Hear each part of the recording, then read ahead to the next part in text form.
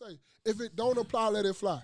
But most of the time, when motherfuckers out here doing some of the things that they doing, life is whooping their ass, bro. For real. Yeah. J-Lo on the track said, years down the line, they'll be seeing you living in a below average house and begging money from their family members. Thank you. Man, motherfuckers trying to, man. Me and Jay every day was talking about that shit. We was talking about moving out there, boy. That shit really been on my mind. Like, I really want to, like, do some shit like that.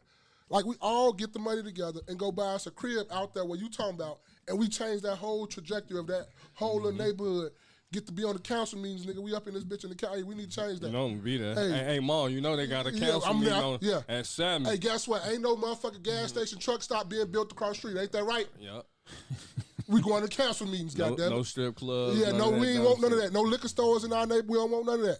I've really been thinking about that. Like, that's how you change life. That's how you get shit. What we was just talking about, the Arabs with that block, that's how it happened. One person went over there that talked to another family. He got his family over there. Now you got your kids over there too. Now they own the property and businesses over there too. So now you changing all this stuff.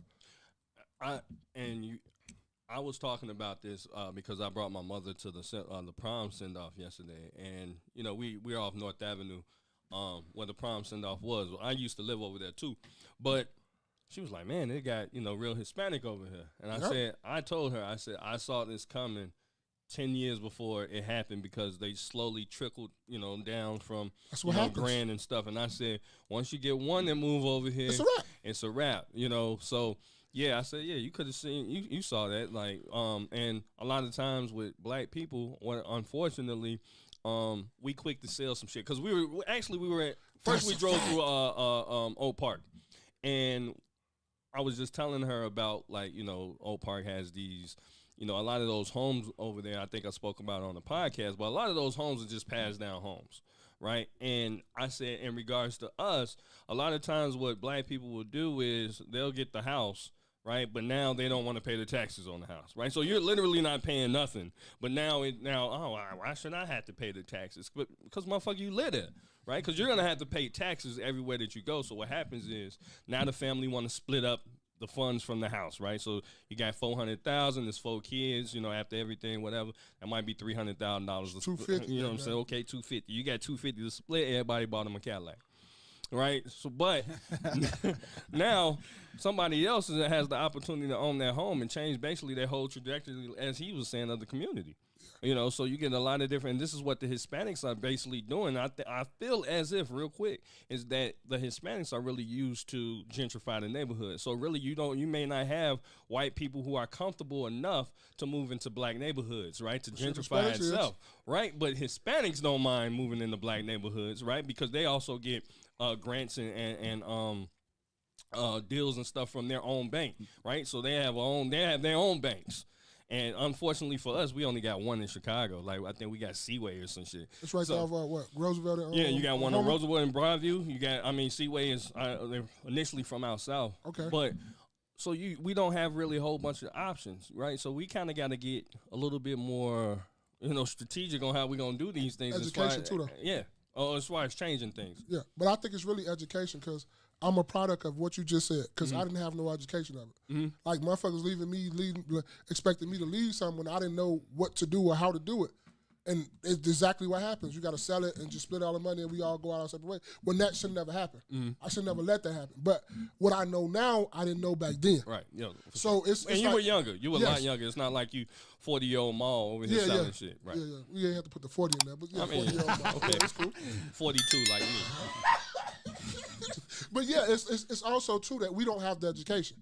And it's nobody living long enough to know the education. So now it's up to us because we the ONs now. We got kids. We got other things. So it's like, oh, don't do that, young man, like that. Do it like this. Keep that shit.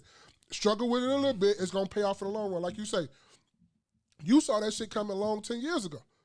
Because that's what happens. One of them move once. One of them get in there, it's a wrap. Them motherfuckers like cancer. Give them 10 years. The whole West Side is finna be Hispanic. Yeah, the whole thing. Yes, the whole thing. And it used to be just by Humboldt Park. Yeah. But now they coming for everything. Yeah. Then it came across Augusta. Then it came across Division. Then it came across Chicago Avenue. Yeah. They right on the verge of it. It's coming. But it's also because motherfuckers don't want to take care of where they live at. Yeah. Like, it's a whole bunch of little communities where you got it where People don't take pride in, like, even though the shit might be a little ran down, but niggas, our ran down shit, we're going to make it look the best that we can for us. But people want to, oh, no, I want this, I want that, instead of putting it back in the community and making sure, like, look, bro, I know we sell drugs and stuff out here, but let's make this shit be a little bit better than that. You feel me? I'm just saying, like, you know you're doing a bad thing, but let's make this shit like, nah, we're not going to be killing over here. Bro, you can't come do that shit over here. We're not bringing that shit over here. We already selling drugs and shit. Let's do it better. Like, you can do something. I understand you can't do the wrong thing right, but you can make this shit better. We can sell drugs in their neighborhood. Don't sell it over here in ours. You know, we can sell that shit to them. Don't sell it to us. But yeah, definitely when it comes to selling, whatever it is, it could be a business, it could be I'm with you on that a too. car, whatever. Yes. That really bothers my soul when I hear people talk about it, to an extent. Because if you're selling whatever it is that you have because you're using that money to catapult or to take another step up into something bigger, different conversation. But the first thing I think about is that what people sell is, and we got all the way here from the the prom, right? Yeah, just conversation. But houses. People would get a house instead of keeping that house, instead of saving the lineage, the passing their kids down to the family, sell it instead. Because back in the day, older people always had a house because they knew their kids was out there doing wrong and doing shit they never gonna have. You always got a place to stay. Even if it's on that couch, it's in that back room that your ass been. You always had a place. It's always a house that Christmases we at, Thanksgivings we at. That's what's missing with us. We don't have that no more. We're younger, but we got more money, but we don't really know what to do. We don't got the money in the right places though. We have the bread, but don't nobody got no house for. Me and my wife was talking about this, and she was like, because I was asking her where they used to go for, back in the day for 4th of July, for all these holidays. She was like, oh, they used to go to my auntie house and this and that. I'm like, that's what we missing. Like, back in the day when I first moved up here, when I first moved from Florida, we had Thanksgiving, no matter what, we was at Big Mama house. Even though I don't give a fuck what goes on, everybody is coming there. You come in there to get a plate, everybody come there to get a plate, everybody bringing something. Now, Christmas, you might be at your own house or something like that, and we might still went over there later on in the day to have the dinner, but most of the time you did that early in the morning, your thing, but we still had over our Uncle Roy house. Mm-hmm. We don't have that no more. And that's because we don't own these properties in these buildings no more. Motherfuckers selling shit. Because people start dying, people start selling the shit. Yep. And like you said about, I don't even see why you sell a business though. Because to me, we talked about this a long time ago, and this shit came back on the Breakfast Club again too, about the lady with the grease, the hair products. When she sold it in Tabitha Brown? Yeah. Was it Tabitha? Yeah, I don't know what no, it's Garcia. Her last name was Garcia or some shit like that. Mael Organics. Probably, yeah, that's what it was. Like, and I can't tell you because I don't own no business. But to me we talked about this a long time ago, is like, bro, if you talking about I'm a black-owned business, and that's how you really got your shit going, how could you then sell to a white motherfucker? Mm. But you say, oh, we did this to put more in the community. But still, though, if you got your fame and you got everything that you was talking about from the black community, we sit up here, we supported you, we did all this stuff. But then you go and build that up because we helped you out and we bought all your products and this is what we need. But then you go around and you turn around and you sell it to a white company. Now what? I can't even say nothing. I want to rebut so bad. So I can't even say nothing. You're right. But like, how does that work though? Yeah, no, that's. But then you say, oh, y'all don't know business. We probably don't know business, but you can educate us, right, about how when you say we want stuff for black people and we build it up with y'all and we give y'all the bread and we work with y'all and we fuck with y'all on this, not give y'all the bread, but we support to get y'all built up. But then you go sell it to a white man? Mm. Or a white company? How does that work? Let me ask you this then, right? It's not really a rebuttal, right? But the question is, okay, so you're in a situation where... Yeah, I think that's her. I didn't see I was just listening to the video. You know, I'll drive. I'll try to listen. So you're in a situation, right? So you're the business owner. And it could go either one or two ways. Of course, there's a lot of different options out here. But in this particular scenario, you're the business owner, right? So you could either pass this business on to a family member of yours, but they're not really competent, right? These are your only two options. They're not really competent. They're going to fuck up the family business and the family name. Or you can sell it to a white person who's competent, not the, you know what I'm saying, but I'm just using these examples, who's competent, who may keep the legacy or whatever going, as far as at least the name, like, I don't know, Famous Amos or some shit like that. You know, the I got you.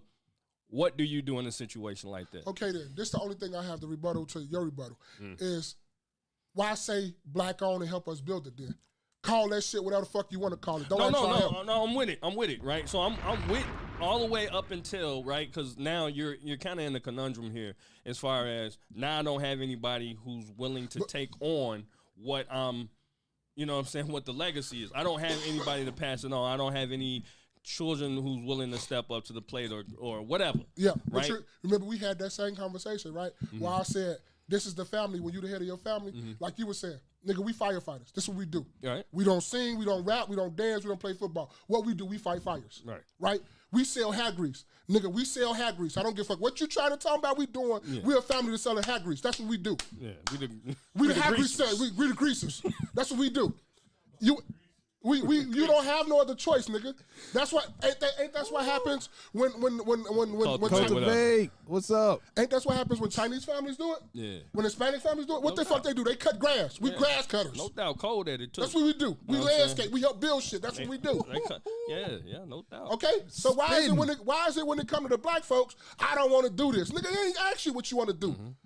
This is what you're doing. But do you think black people are too busy trying to be a part of the American? You know what I mean? They want the American dream. And Yeah, you're going to be American dream gas Not cutter. even really the American dream. Not even really the American dream, though. Want to be like, I feel like black people want to be white. Right? That's just what it is, right? Because, I mean, if we go back, right, Maul, you got roots down south. You know what I'm saying? You're from down south. I got roots down. We all got roots from down south. Yeah. And down south, they did it where, you know, they, like you just said, you would, okay, this is what I did. I owned the store or something, whatever, and I passed that on down. Yeah. Or a farm. I mean, even when it comes to farm and owning land and property, it's like nobody wants to keep up with it. They want to sell it, and then they want to, you know, show whatever they got from what they sold it for. Motherfuckers want to be on Hollywood. Motherfuckers want to show everybody and all that stuff. No. Yeah. We plant cotton. If we still pick cotton, we pick cotton. I don't give a fuck what they did back in the day. If we down south and that's how we make our money, nigga, we pick watermelons. That's what we do. Yeah. You know, we grow vegetables. That's what we do. Nigga, my daddy little big oily markets. I'm little oily markets because I fix cars too. This is what we do. But that's the thing that people get out of this arranged shit like it was a bad thing. No, it wasn't. Even if you don't want to do it, nigga, you gonna do this first, and you do that other shit like you said. Have a skill, right? Have a skill for sure, nigga. If we got our crack plumber out, whatever, how I want to say, nigga, you know how plumbers have their cracks out, nigga. We the crack whatever you want to call out, motherfucking plumbers. That's what we do. That's what we do. We plumbers. We have our cracks out. Nigga, we fix pipes. We plumbers with cracks out. It's crazy work. Yeah, that's what we do. But that's just but we plumbers though. That's what we do. We plumbers. We electricians, right? We have on these big ass boots that got the steel toe out, but we fix electricity shit. That's what we do, right? Oh, for sure. We HVACs. We be in motherfucking cars with the rats and shit. We fix your HVAC. That's what we do. We fix air conditions. Why did we get away from that though? Because motherfuckers want to make their own decisions when motherfuckers making decisions for them. That's how we was good. Too busy wanting to follow up behind the American dream, whatever that is. Whatever that is. That's an American dream too, nigga. You a crack out plumber. Nigga wanted to be white. You a crack out plumber. That's what you do. We have our cracks out and we fix pipes. Cultivate said plumbers cracker. She sent the plunger emoji. Yeah, that's a fact. Pause on the plumbers emoji, man. You know what I'm saying? It may cost you a level. It may cost you a lot. But it's gonna cost you. Right? Hey, and what's up, Cultivate too, man? I ain't say hi to you. But it's just that we wanna, Mom don't wanna listen. Yeah. When Granddaddy was here, Grandma was listening, nigga, that's what we listen to. They might have they might have did some shit wrong, but guess what? When Grandmama speak, what you do? You fucking listen. When Granddaddy speak, what you do? You listen. I ain't saying you took everything that they said, but you took a majority of that shit and you applied it, and guess what happened? Shit was okay.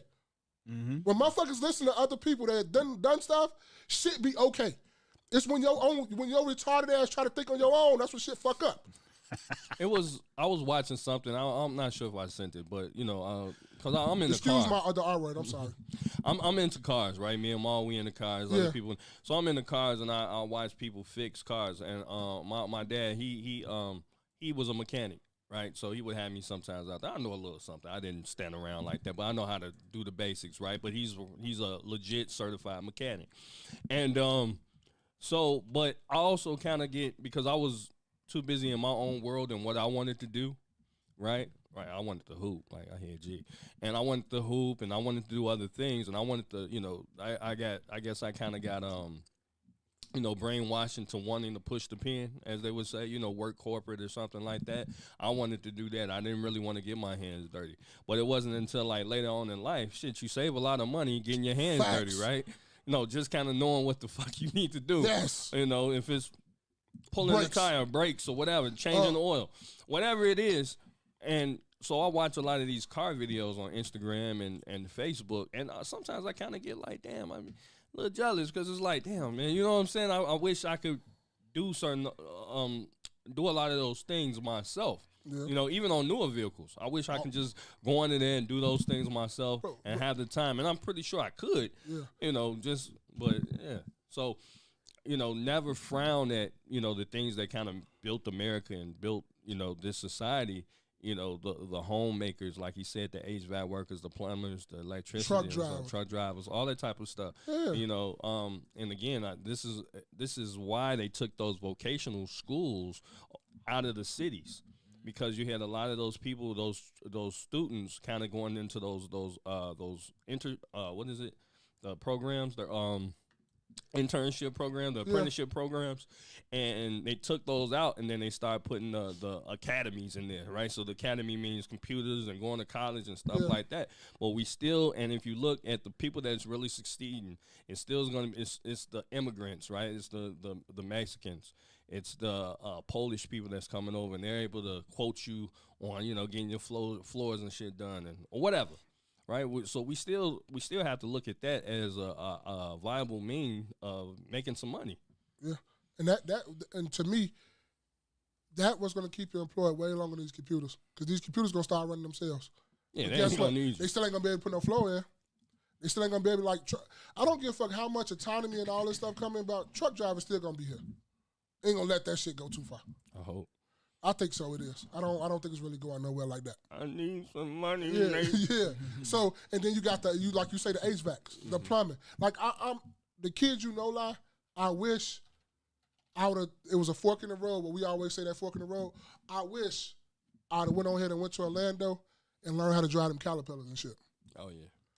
I don't know what if I'd have had another guy or an adult male, one of my uncles then wasn't been locked up or something, and told me like, nigga, no, you need to go. $60 to $75 an hour, easy. And that's entry. Mm-hmm. That's on some entry shit. And when you topping out on them, you making like $150 an hour. You making a good $250,000 a year. No, man, the crane operators too. That too. It was a whole school for that. They was gonna teach me about all that. It was a school. Oh, man, y'all spitting, man. I ain't. That's why. Look, man, real quick. This is why on 294 they pushing gravel back and forth. They wasting fucking time because it costs $250,000 to get a nigga out there. You know what I'm saying? And guess what? If I learned how to do it, I'd have been with them too. Me Tell too. your I ass, ain't shut gonna the lie fuck to up. We finna push this gravel to the other side. Go to the other side, nigga. Yeah, let me take 290 on these slow niggas. You wonder why they take all day, because nigga, I got a job for the next 5 years. I'm finna make $250,000 in these next 5 years. And guess what?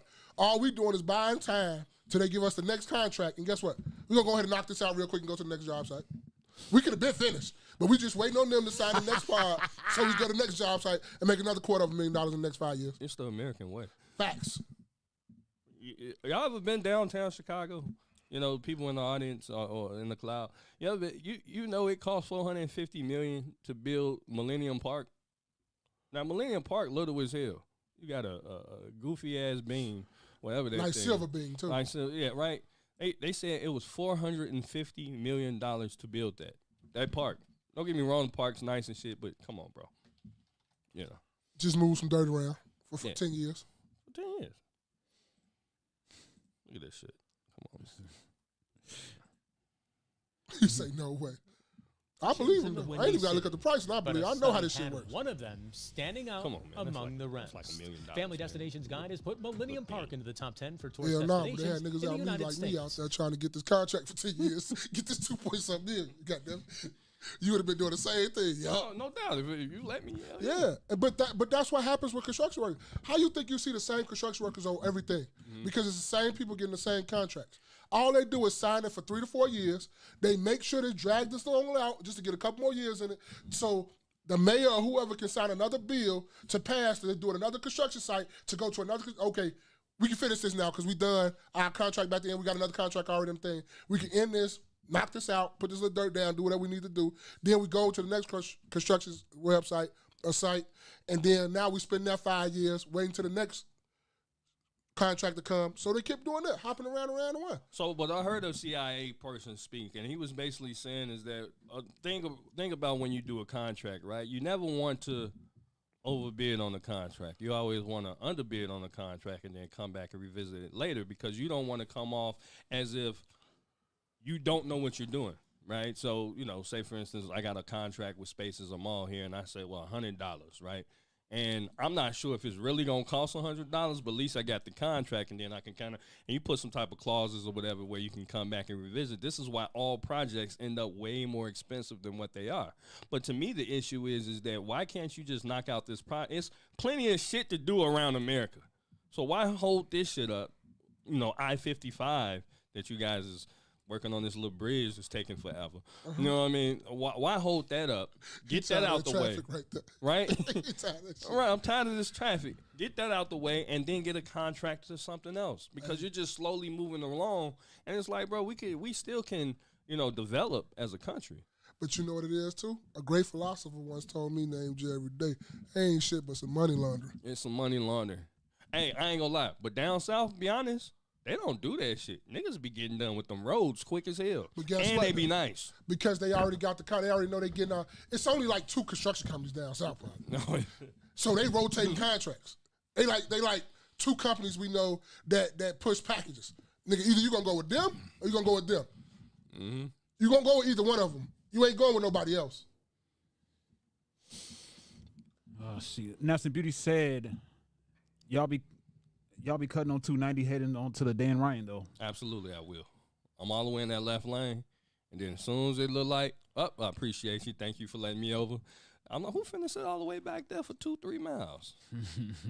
Not me. I feel like when it comes to traffic in downtown, in Chicago in general, and all these, like, especially in the Loop area, they had so much time that they worked on that. It definitely could be more efficient as far as how they worked on it. I mean, just the lanes or whatever, that the exits, it definitely could be more efficient. It's like y'all just repaving shit, but it's not as efficient. It's not efficient at all. Moving shit back and forth across the street. Mm-hmm.